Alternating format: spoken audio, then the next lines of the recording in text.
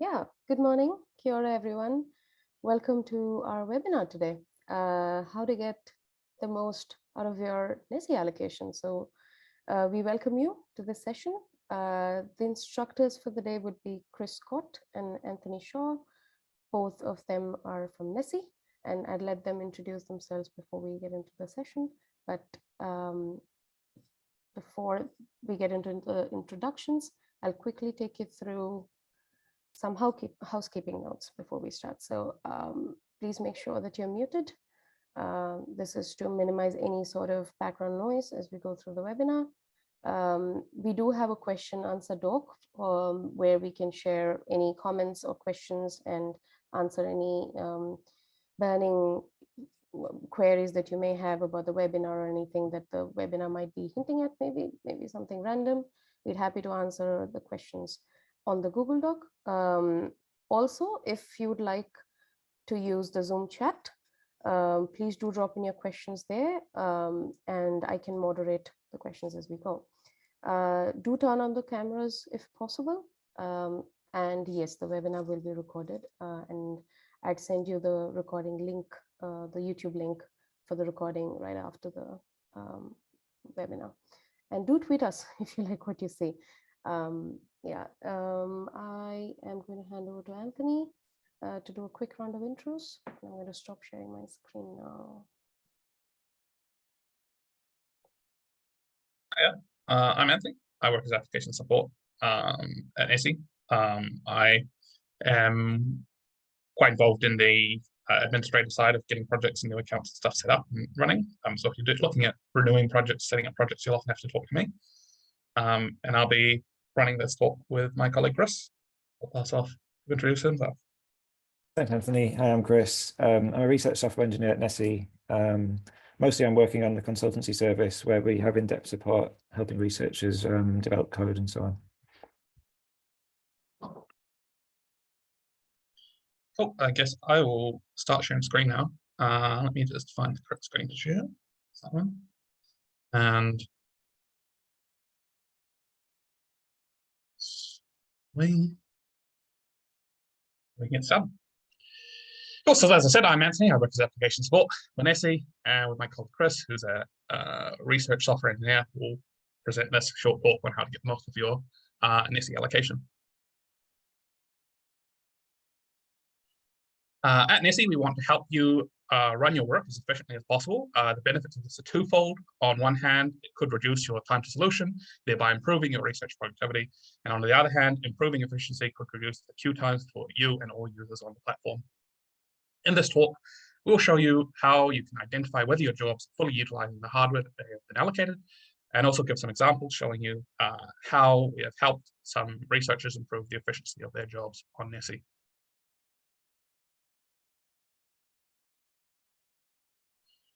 Broadly speaking, there are two ways in which you can improve what we'll call the efficiency of your jobs. The first is to improve the utilization of resources requested by your jobs, which I'll cover in more detail in the first part of this talk.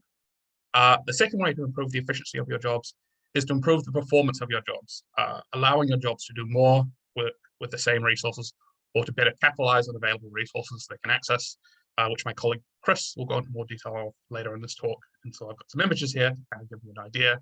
You see that ship, which is packed full, essentially being efficiently utilizing its resources, where you might have a race car, which doesn't necessarily efficiently utilize the resources, but it goes very, very fast.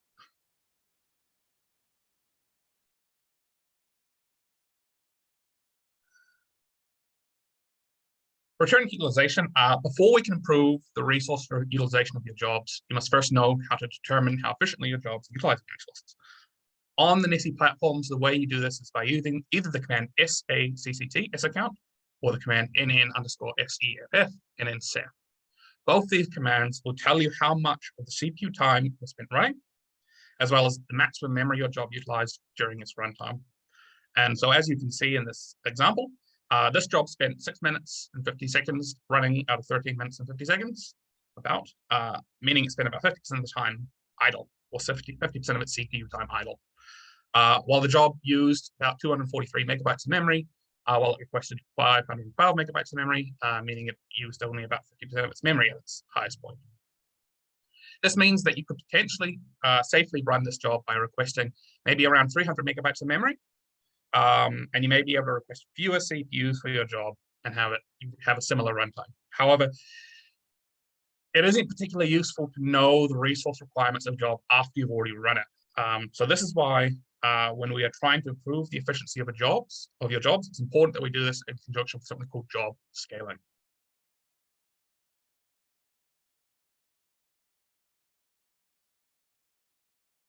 Did I go to the right one? There we go. Oops. Before I talk a bit more about job scaling, one other quick thing to note is that when you run the command NNSEF, you may sometimes notice that your jobs are returning greater than 100% CPU efficiency. This comes down to something called hyperthreading being enabled by default on our platforms. I won't go into any detail about what hyperthreading is, but it does cause your apparent CPU utilization to double according to NNSEF. So if you have not disabled hyperthreading and see numbers above 100%, you can just half those numbers to get a more accurate utilization estimate. Or essentially, if you see numbers above 100% utilization, it's probably fine for your jobs.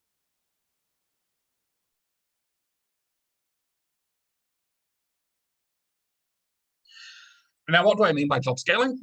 Generally speaking, when a user requests an allocation on the NeSI platforms, it's because their work is no longer able to run on machines. So they're requesting a NeSI project to get access to more simultaneous resources. Once you have a project, you could just try to submit your full-size jobs, but not only would you face the issue of not knowing their resource utilization until after they've already run, but your jobs could potentially fail due to requesting insufficient resources. That's where job scaling comes into play. With job scaling, you do not submit your full-size jobs straight off the bat, but instead submit a scaled-down version of your job. Usually this means using a subset of your data, and ideally this is a job that you've already run on your local machine, so you know how much resources will require at most to run. But if you can't do that, you can always just do some trial and error to try and get a small job that runs on the local on the high-performance computers. But once you've run this job on the NeSI platforms, a small test job, you can then use this account and NNSEF to determine its resource utilization. You can then run a few more test jobs, finding the optimal number of CPUs and how much memory requirements, how your memory requirements scale for your job by running the same job, requesting different numbers of CPUs. And then you can plot that data on some graphs like ones you see on this here example, and then use that to extrapolate out the optimal number of CPUs for your job. So if we look at this graph here, you have the runtime against the CPUs, and as you increase the number of CPUs, you can see it's kind of leveling off there. So there's going to be a point where adding more CPUs doesn't really give you much extra performance increase. And so maybe somewhere around here, you might decide, I don't want to have any more CPUs for this job. And so I'll ask for 10, 11, or 12 or something as my optimal number of CPUs for my job. And then when you know what your optimal number of CPUs for your job is, you can then look at your equivalent graph of CPUs versus the memory usage and find out how much memory it needed for that many CPUs. And so that's an optimal starting test job. And so then once you know the optimal number of CPUs and how much memory that test job will require, you can start scaling the data size and plot the runtime and memory usage with the different data sizes. And so this will allow you to extrapolate out the memory and wall time requirements of your full-size jobs with your optimal number of CPUs. And so we can see this example here that the memory stays relatively stable with the number of iterations. So with the size of the data, essentially, in this case, which is what that iteration means, the time goes up. And so if we had our full-size job, we can see it's scaling relatively linearly in this case with this number of CPUs. We can use this to just extrapolate out into the future to get a good estimate of how long we need, how much runtime we need with this many CPUs and that much memory to get our full-size job done.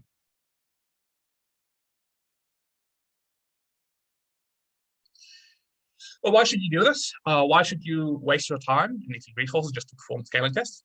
The first reason to do scaling tests is that you need to roughly know the resource requirements of your jobs in advance, since you have to request the required resources at job submission. And if you don't request enough wall time or memory, then your jobs will fail before they finish. This will require you to resubmit your jobs, wasting more time and resources in the process. Secondly, Jobs do not generally scale linearly. There are some types of jobs that do, but as a rule, most jobs will scale in some non-linear fashion. And so doubling the number of CPUs you give your job won't necessarily reduce the runtime to half. And then increasing the size of your data by tenfold won't necessarily mean that the job takes only 10 times longer. That is why you want to take multiple data points and extrapolate out this information using scaling tests to more accurately estimate the resource requirements of a full-size job, just to find any of that non-linear scaling, rather than just assuming that the jobs will scale linearly and likely being incorrect and then having the jobs fail potentially and waste resources. Thirdly, by being more accurate in your resource requests, your jobs will be smaller, meaning that they queue faster. So that's just a positive for you all around. And then finally, the NeSI platforms are a shared resource. We want to help as many New Zealand researchers as possible, get as much work done as possible, but we do have limited resources. And so when a user wastes resources that they don't need to waste, those resources can't be given to someone else. And so that means that we can help less people. And so we do appreciate it when our users try to be as efficient as possible so that we can try and help as many users as possible. Now, I'll now hand this talk off to my colleague Chris until I get to the summary again, who'll go into a bit more detail about proving your jobs directly. Thanks, Anthony. Yeah, so I'm going to talk a bit about how NeSI can help you improve your job efficiency after Anthony's talked about how some of the things that you can do. So maybe if you go to the next slide, Anthony. So there are a couple of mechanisms. I'm going to talk about a couple of mechanisms that NeSI has to help you. One of them will be NeSI job efficiency reviews, which you can see on this slide here. So this is something that we started well, fairly recently, I think. And it was sort of, the idea here was that we have a number of very large allocations on NeSI, a number of projects with very large allocations on NeSI. And it's worthwhile for us just to spend a small amount of time with these large projects to see if there's any quick wins we can have to improve the efficiency, because that's going to have a big impact for not just the researchers who are running that code, but also other researchers, because it might reduce queue times and so on. So the idea here is that we would spend a little bit of time to sanity check the jobs from these projects. This would involve us running the jobs ourselves, maybe compiling the code with looking at different compilers, different compiler options, and tweaking runtime options like how many, and looking at scalability, like Anthony's mentioned earlier. In these job efficiency reviews, we would spend maybe up to 20 hours of our time looking into these projects. And again, like I said before, it's just looking for quick wins, and also trying to determine whether we think there's a larger project's worthwhile. And this is the consultancy service, which I'll talk about on the next slide. But just before I do that, you'll see at the bottom there's a link there which has some more information about job efficiency reviews. So if you were interested in having one of these reviews for your project, you could go and have a look at that link and find more information there. I guess the slides might be shared afterwards. Next slide, please, Anthony. Yeah, so another way that we can help you get the most out of your allocation, improve efficiency and so on is this research software engineering service. So NeSI has a team of research software engineers and a data science engineer, and we work on projects with research groups for typically 100+ hours of our time, spread over probably a few months, 3 or 4 months maybe. There's more information at the link there, but this is completely bespoke solutions for a research group. And some examples of things we look into are improving efficiency, faster time to solution. We do custom code development. We can create custom visualizations for visualizing results. We have a data science engineer who can help you with a data science project. And yeah, please do, if you want more information, contact us or have a look at their website. We're really interested to hear from you. So on the next few slides, yeah, next slide, please, Anthony. On the next few slides, I've got maybe 3 examples of where we've done these job efficiency reviews and consultancy projects with researchers, just to give you an idea of what we actually did to improve things for those researchers, and it might apply to your projects as well. So in this case, with this example, we have runtime tuning for VASP. VASP is an ab initio simulation code used for atomistic scale materials modeling or material science. So and it's a very expensive code, so it's quite resource intensive. It's probably, if you look at which codes are using the most core hours in our systems, I think VASP would probably be quite high up there. So it's well worthwhile us to spend some time trying to investigate improving VASP performance. In this case, this was a job efficiency review. I think we spent maybe about 10 hours of effort working on this project. And what we did, so VASP, it has quite a few different options. It's quite a complex code. There are many different options for parallelization in VASP. You can do MPI-based parallelization, which is a distributed memory parallelism. And you can also do OpenMP-based parallelism, which is shared memory-based. Now, the default way in VASP is just to use the MPI-based option, which is what the researchers were doing in this case. So what we did, we looked into looking at a hybrid MPI plus OpenMP approach. So we actually used the same number of cores, but we just enabled MPI plus OpenMP. And the simulation ended up going twice as fast on the same resources. So it's almost doubling the efficiency of the simulation. And that's potentially saving millions of core hours for this project over the lifetime of the project. One of the things to note is that unfortunately, this wasn't transferable to other VASP users. It seems to be highly dependent on the specific type of simulation. So a similar thing might help other VASP users, but it might not. It really depends on what you're doing, but it's definitely worth trying. And the other thing is, when we said we doubled the efficiency of this of these simulations, I think it was at the University of Auckland. I was really happy that we'd saved a lot of core hours for the University of Auckland, but in the end, it actually turned out that the researchers just did twice as much work. So they still used the same amount of core hours, but they were just getting twice as much work done, which is good for the researcher, but not so good for everyone else. But yeah, I guess the key message here is that it's definitely worthwhile exploring the different options for running your code in parallel. Read the documentation, have a look to see if there are options you haven't tried yet, and just try them out. And in addition to that, performing the scaling tests that Anthony mentioned earlier is a really good idea. Next slide, please, Anthony. Okay, so New Zealand Earth System model optimization. So the New Zealand Earth System model, this is it's a large coupled model, and what I mean by that is that there are different components. It has you're solving for atmosphere, for ocean, for sea ice, and maybe other things as well. And you have to solve these components together. I think they're all coupled together. And in this case, the researchers are investigating impacts of fresh water from icebergs and ice shelf melt, I think.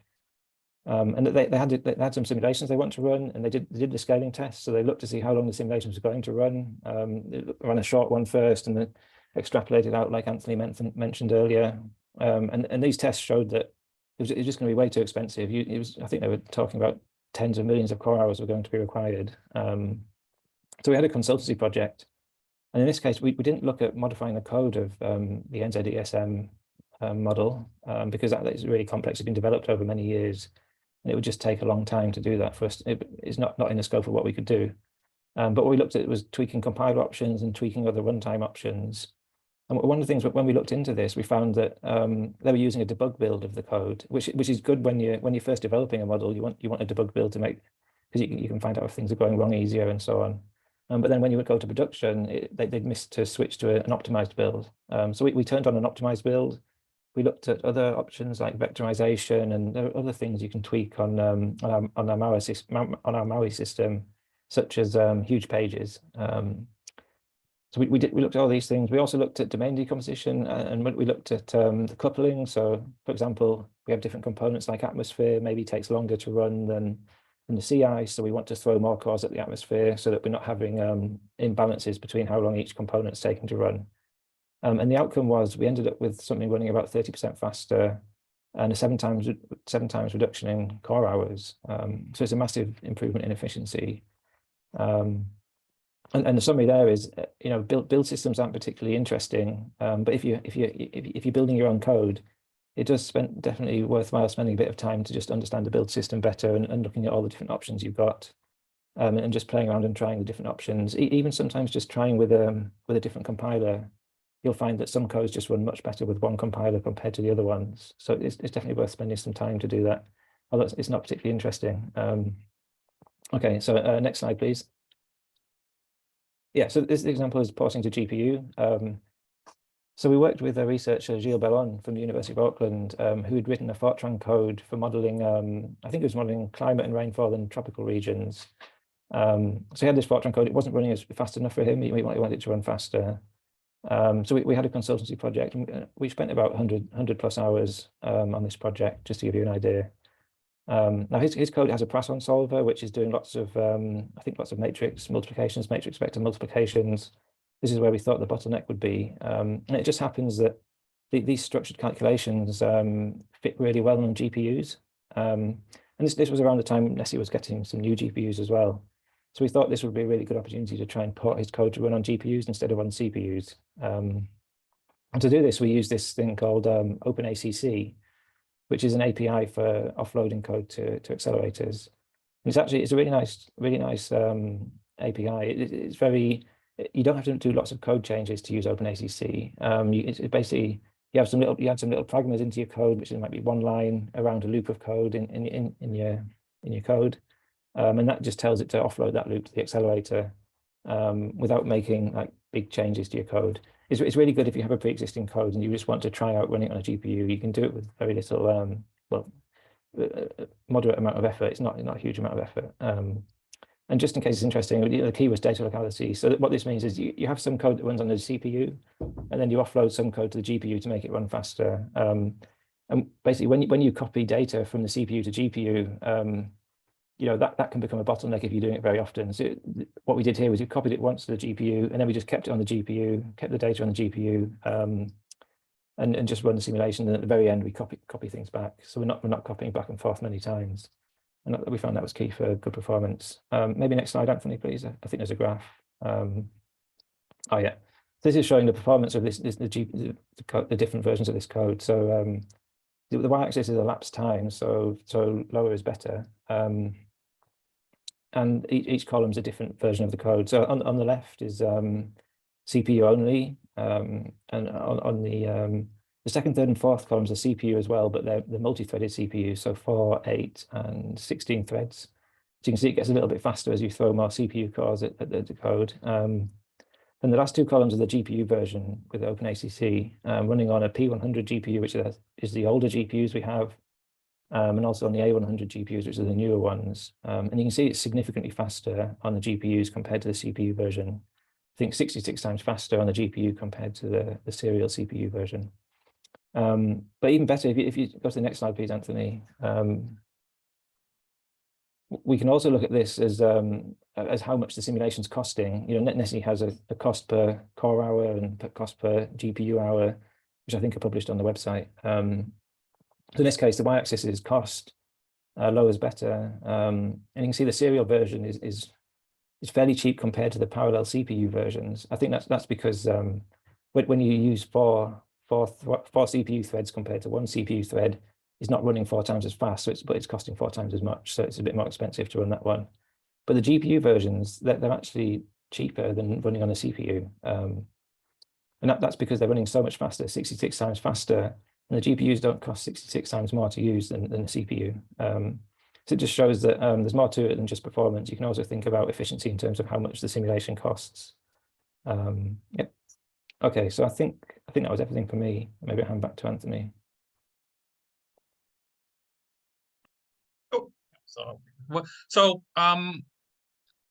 And to summarize this talk, in order to get the most of the NeSI allocation, you should do your best to improve the efficiency of your jobs. First, by making sure that your jobs are actually utilizing the resources that they're requesting, and by doing job scaling so that you can make reasonable estimates of your job's resource requirements before you submit them. Then it's worthwhile looking for ways to improve the performance of your jobs as well, such as utilizing GPUs, recompiling code or software. And if you're having any trouble doing any of this type of stuff, do contact us at support. We have our consultancy team and our support team. We're always happy to help. We're always happy to talk to you. This talk has mostly just been kind of to give you a bit of a taste of how you can do it yourself and what to look for and make unknown unknowns into known unknowns, so that if you have questions or problems, or if you think that you could get some performance, that you can talk to us, or you can look up in our support docs and then either find some stuff yourself or talk to us and we can help you out. Thanks for the talk. I think that's pretty much everything I wanted to cover. We're happy to answer some questions now if anyone has any.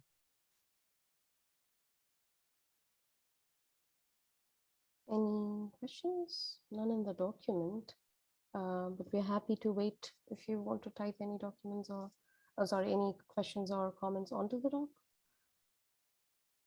Yeah, I'm happy to stick around for a while if there are any people who want to ask. Yeah, and if people have no questions, then I'm trying to share my screen just for a final few things. Yeah, so please do join our mailing list. There are webinar recordings. There are more of them on our YouTube channel.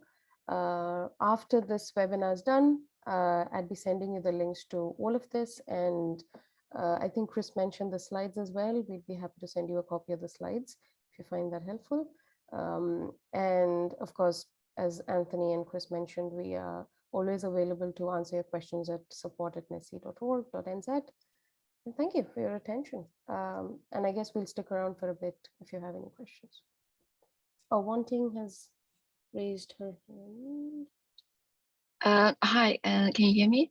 I'm just wondering, because with the GPU nodes, things run faster. I'm just wondering how crowded is the GPU queue and how easy it is for us to, because I've been using CPU codes mostly, but I've got a new project starting that I want to make a switch for that one in the near future. So just wondering how easy it is to get onto that. Oh, yeah, really good question, Wanting. Yeah. So at the moment, I think GPUs are fairly busy, but as part of the Mahrika extension, which is happening fairly in the next few months, hopefully, NeSI's bought a few more GPUs, so it should hopefully within the next couple of months become easier to access the fast GPUs on NeSI. Yeah, so I would say keep your eye on the updates from on the NeSI support page, and yeah, we'll let you know when those are available.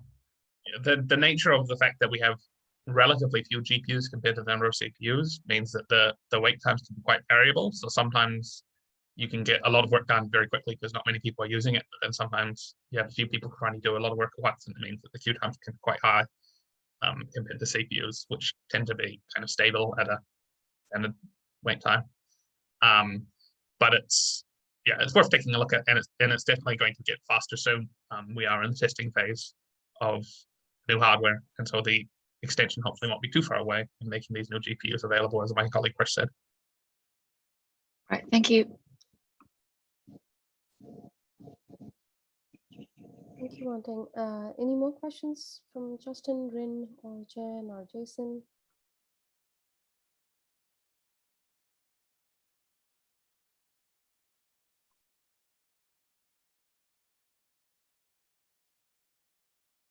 No. Okay, there's a question from Jan on chat. What is the recommended way to get a report on the used versus allocated resources for a project and not just a single job? So you don't really have an easy way to look at it for the whole project. So we have some tools on our Grafana page that we can look at a project's utilization or resources overall over a period of time, but that's not very available. That's not really available to you guys, unfortunately, at this time. You only really have a per job basis unless you write a script to get all that data and do it for you. But if you are interested in that information for your job, you can contact us and we can probably just send you a copy of whatever period from our tool. Like I said, unfortunately, it's not available to you guys for various reasons, but we can send you the output for your own project and explain it to you if you need it. But otherwise, it's essentially just on a per job basis using this account or an NZSM essentially.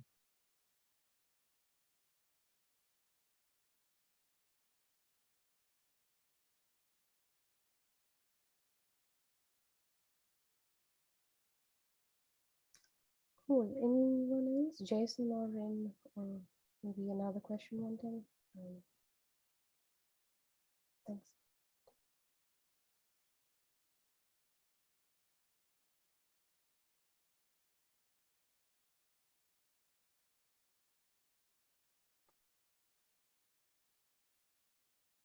Can I have a follow-up question on the NZSM command? Is it I mean, I used to scale jobs by plotting, CPUs versus time, but I've never used NZSM before. So is it the goal to maximize the percentage with your job to the efficiency?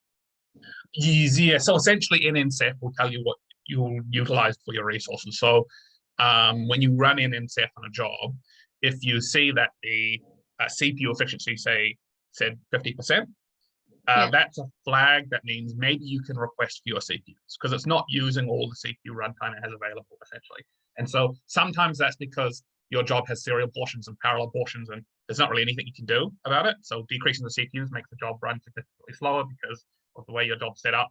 The serial portions are still serial, but now the parallel portions just get less CPUs.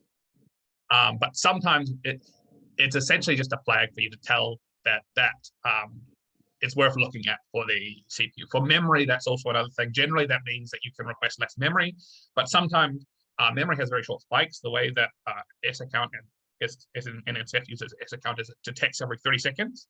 So if you have a memory spike that happens within that 30 seconds, it's not going to be detected. It's only detected every 30 seconds. And so sometimes the memory that's shown with the max RSS in SAccount or in NZSM isn't correct as the maximum memory that you used.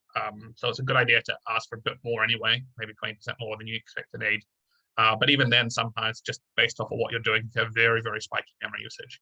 It's not. So NZSM is more about giving you an idea of what to look for. And so if you can find ways to improve your, and then you test those, and if it works, it works. But if you still need the extra CPUs or if you still need the extra memory, then you can just request that as you need it. And then you use the utilization. So how fast it ran with those resources in the plots, and then you can extrapolate those plots. But NZSM is more about finding how much you actually need for the job. And then you can just, once you know what you actually need for the jobs, you can how efficient they were, and extrapolate the resource requirements for those jobs. So Thank sorry, you. this is Lin. And as we were talking about the NZSM, I really have one question. Is there's something that I didn't get it, which is there was a screenshot from your slides, Anthony, and when you tap the NZSM, the CPU occupation was almost at 200%.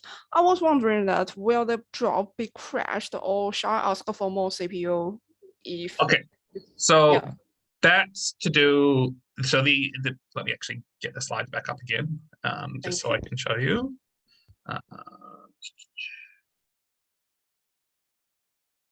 Here's that slide. I'm just quickly finding it. There it is. So slideshow. Just reading. All right. So this is an output of NZSM on a job, and so this top line is job ID. Next is what platform it's on, and then who's submitting it. Status that's completed, the cores and tasks and CPUs, and the number of MPI tasks, and the node. But you see here, with you've got multiple time, but the CPU efficiency we've got 195%, right? Yep. And so that comes, as I said, from hyperthreading. And so essentially, hyperthreading. I try not to go into too much detail. We've got a page on it that's a bit convoluted, but essentially, hyperthreading means that a physical CPU looks like two CPUs according to Slurm. And so you're only doing one set of CPU tasks at a time, but you have two tasks, two threads on each CPU. And so even though one thread is running and one thread is sitting on the CPU not doing anything, they're both being calculated as being running. And so that causes your CPU efficiency to be double, because it's like, well, you've only got one physical CPU, but you've got two tasks on that, two threads on that CPU. And so if you have hyperthreading enabled, this number will be double what its actual CPU efficiency is, because the NZSM has no way to tell whether you have hyperthreading enabled or disabled. It's enabled by default. What should I do? Yeah. It's enabled by default. So if you don't disable hyperthreading, you can essentially, you'll expect this number to be double your actual efficiency. So this job will actually have something like 97% efficiency in reality, because hyperthreading is enabled. It's not exactly that. There are some other things that cause other issues, but that's the way you can think of it. But generally, if you see this number being above 100%, it's probably fine.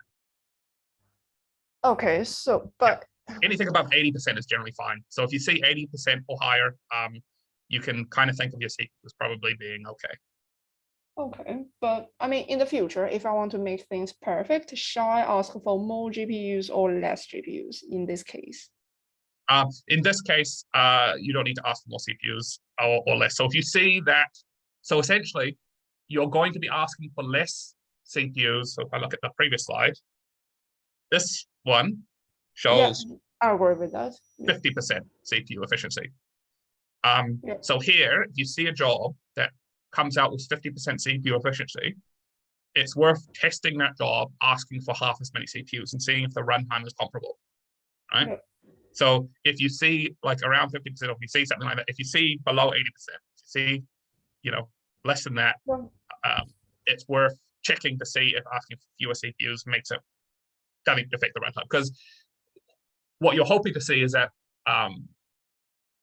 if you get that 50% and you half the number of CPUs, it might be that you are just asking for more CPUs than you're actually using in your job. And so your job might only be using 2 CPUs, but you're asking for 4 CPUs. So if you change it to only ask for 2 CPUs, now you get close to 100% efficiency. I agree with that. But sometimes that's not always going to be the case, because sometimes when you have this output of 50%, your job has parallel and serial portions. The serial portions drag down the efficiency. The parallel portions might be close to 100%. When you reduce the number of CPUs, you slow down the parallel portions and not affect the serial portions. And so its overall efficiency will go up. The runtime might also go up quite a lot as well, and that might not be tolerable for your job. So that's going to be a decision that you'll make based off of what you need. If you need your job to run faster, then it's okay for it to be inefficient. We don't expect your jobs to be perfectly efficient. The only perfectly efficient jobs are serial jobs. Every time you add a CPU, it gets less efficient, essentially, because there are communication overhead and so on. And so there's it's essentially how fast do you need it to run? You've got 2 competing things. You want it to run faster, you want it to be more efficient. And you're trying to balance those 2 things out, because making it run faster makes it less efficient. Making it more efficient tends to make it, at least utilization-wise, tends to make it take longer. Because you're just asking for less. A more serial one is the most efficient. And so, yeah, if you can have your job run a bit longer and be a bit more efficient, that's great. But if you need your job to finish faster, that's okay. And for it to be a bit less efficient. Does that make sense? Yeah. Thank you very much. Sure, so I can look at the comments again easier. Yeah, Jan's questions were answered, right, Chris? Oh yeah, maybe you could check that, Anthony. I think it's correct that things run without srun still show up in the S account output, right? Yes. Yeah. Everything shows out in this account. Yeah, regardless of whether srun. These tests all run without srun. They were all just, I believe. It was a while ago I made the test. I think so. I'm pretty sure I ran these tests without srun. But it does, but regardless of whether I ran it without srun or not, but they do all show in this account. And I know someone else before said that you could look up your usage on NeSI. That's just the usage. It's not the efficiency of all your projects. So you can do the same with the command nn_core_usage followed by your project code, and that will give you a monthly breakdown of your usage history for your project. But that's just usage history. That doesn't tell you how efficient that usage was. To do that, you'll either have to go look at your jobs manually within NZSM, or you'll need to ask us to get you a breakdown from our Grafana tool that we have access to for your whole project over a period of time. But yeah, if you want to look at the efficiency of your project as a whole, yeah, the only option is to ask us right now, because otherwise you have to do it manually on a job-by-job basis, which is not something you want to do, or write a script to do it for you, which is also not something you want to do when you can just ask us. Any other questions?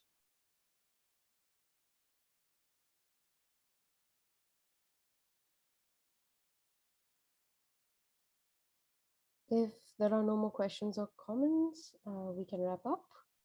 I just reread that question. So the batch steps. So these are all the job steps. If you have srun, you'll have some extra steps here. What you're looking at when you're looking at this, you're not really caring about the number of steps. You're looking at pretty much just the biggest number out of all the steps, right? So here, the biggest memory usage within this step. And so that's the maximum memory usage of the job. But if you have multiple steps, so if you have srun, you'll have multiple different steps. Other steps might have different memory usage. You just care about the biggest one. And then the same with the number of CPUs. This tells you all the CPUs that your job, well, this is logical CPUs. Again, that's because of the trick with hyperthreading. So this is actually 4 physical CPUs Wait, It's you're showing not up. sharing, Anthony. You're not sharing Oh, anything. I forgot. I forgot to stop. All right, let me go share again. I keep switching between. So, right. So it's account. These are the job steps. So you've got these 3 job steps here. If you do this run, you'd have more job steps. You're not really caring about each line on an individual basis. You're only really caring about the maximum value of any of these lines. So max RSS, this is the maximum memory used at this job because it used about 200 something megabytes, right? And this line, it didn't really use any memory. If you had srun, you might have some other lines that use memory on other MPI steps, but you'd only care about the biggest one of those because that tells you the maximum memory that your job used at any point in one of the MPI tasks. Then alloc tells you the logical CPUs, which is double the physical CPU. So this job was a 4 physical CPU job, showing 8 allocated CPUs. And so you only care about the biggest one of these numbers. If you have hyperthreading disabled, you'll notice that later job steps will halve this number because you're only using half of them. And then if you're using MPI, so srun, other job steps will use different numbers for these CPUs because different MPI tasks will have their own CPUs individually. And so, yeah, you're wanting to look at the biggest number of any one of these columns when you're doing these calculations for coming up with the graphs like this. And so same with time, find the one that took the longest. You look at the biggest number for the CPUs, you look at the biggest number for the memory. And that's the number that you're using when you're making these graphs. If you use NNSF on that job, that just pretty much breaks it down for you automatically. And so you can see with the CPU, it tells you how many CPUs this job used, which was 2 physical CPUs. And it also tells you how long it ran for. And it tells you the maximum memory that was used at any point, and tells you what percentage. Yeah, the CPU efficiency, as I said, will be you need to half it or half it if you don't have hyperthreading enabled.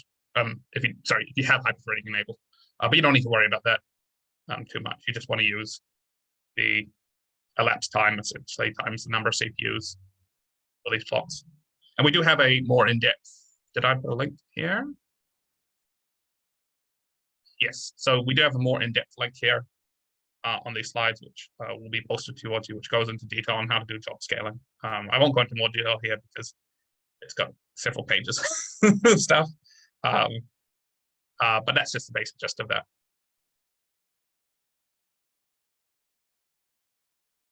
Any further questions?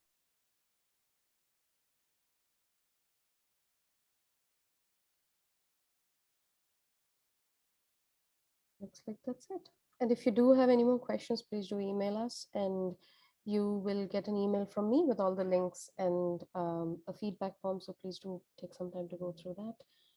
We really appreciate it. And that's about it. Yeah, thank you. Yes, have a good one, everyone. Thanks.